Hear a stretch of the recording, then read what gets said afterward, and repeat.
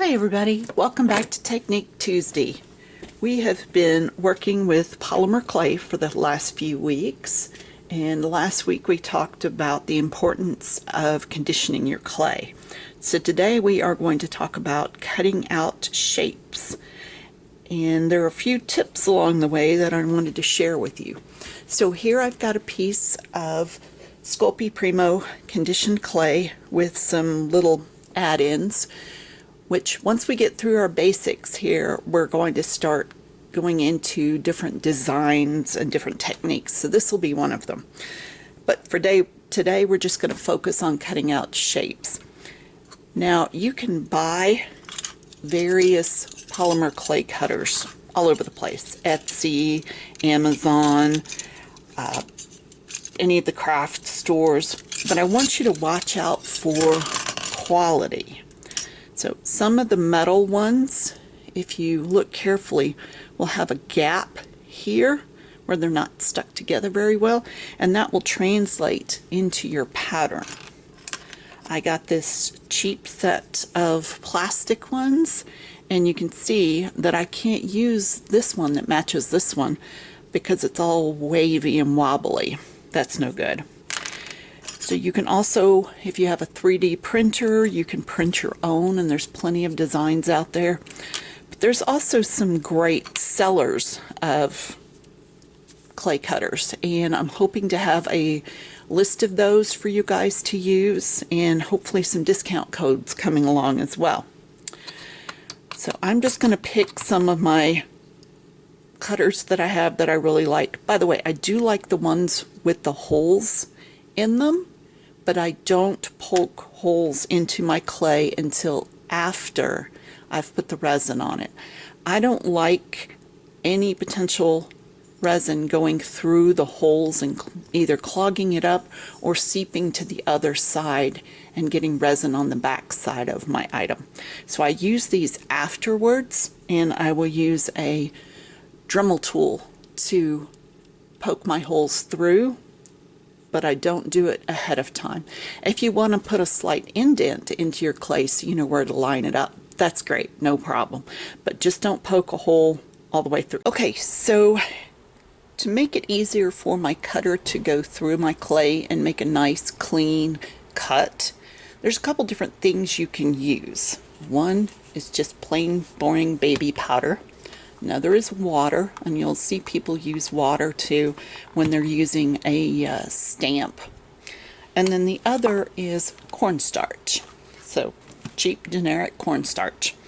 And you just dip your cutter into either the cornstarch or the baby powder, or moisten the clay just a little bit and cut right into it.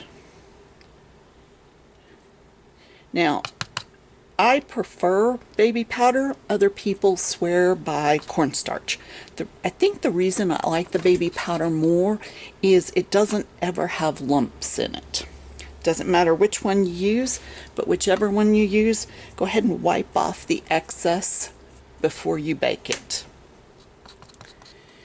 Another way we can do this gives you kind of sharp edges, which I personally like, but if you would like more of a domed, rounded effect, take a piece of plastic wrap and cut through that plastic wrap.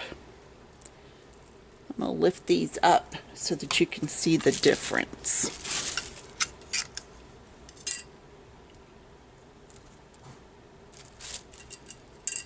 Hopefully you can see the difference. Okay, so this has got squared off edges, and this has more of a rounded effect, and that's by just using the plastic wrap. So each one of these I would then place onto my tile. Unless you're already working on your tile, then I would just gently lift it up so that it doesn't stick to your surface, and then put it onto your tile for baking. You'll see people use an acrylic block and to put a little bit of pressure onto their cutters. I just use this other tile that I have. Works perfectly fine for me. Now, as for cleaning up your designs. You want to make sure that if it's a square, that it still looks square when you place it back on your tile.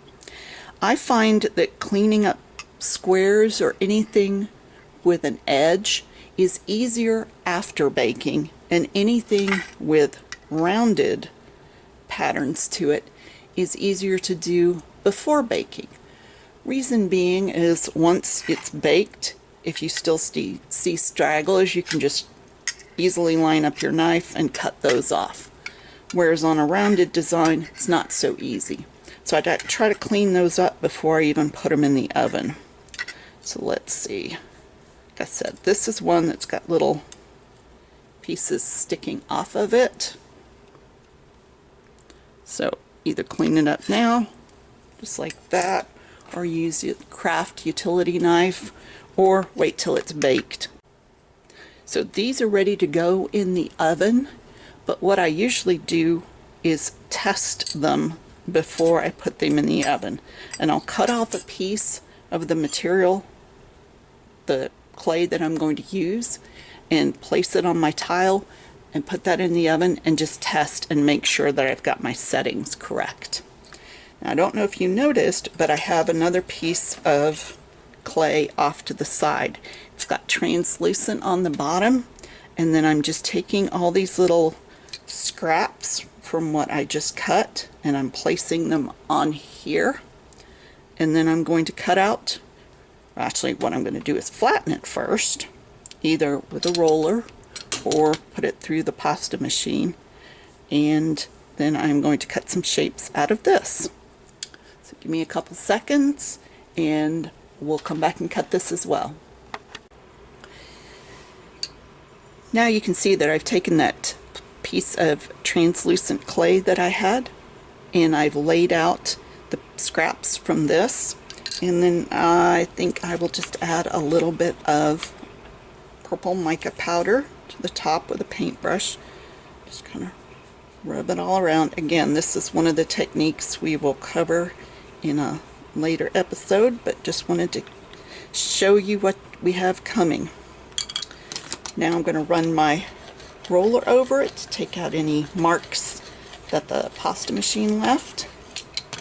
I'm going to take my cutter and let's do some circles. And back into the baby powder. If you want to give it a little twist, a little shimmy side to side, you are welcome to. And then I'm going to pull away the excess. Keep these pieces, don't toss them aside. Don't cut all the way to the edge. I got a little too close to the edge there because you'll find that that's usually the thinner area. So try to stay in more of the center of your piece of clay. And then when you're ready to lift them off, just gently lift them off.